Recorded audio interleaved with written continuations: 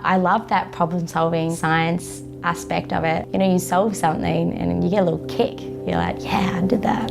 My name's Ella Gross. I'm a water design engineer. In high school, I was always really good at maths and science. And then I went to apply for a university degree and someone said, why don't you apply for engineering as well? It's a practical way of applying maths and science. And then you eventually get to see something get built.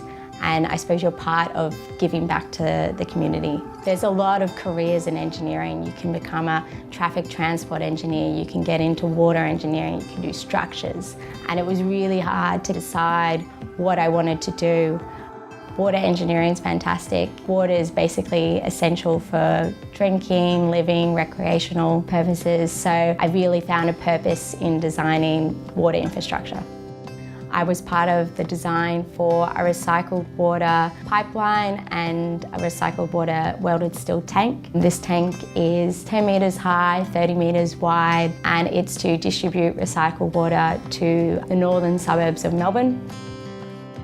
When I go on site, and it's really different to see something that you've designed on like an A3 piece of paper, and then you go to site and it's huge and it's come to life, and yeah, it's pretty amazing. In my work, I have always said when I want a job, I believe I made a lot of the opportunities that I have. I would sit down with my manager and I would say, this is what I want to learn this year, this is what I want to be involved in, and they made those things happen.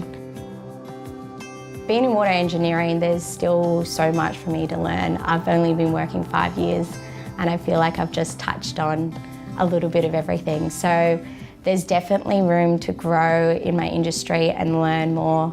Especially with changing technologies, my role is going to change, and how I apply those technologies is going to change the way I work.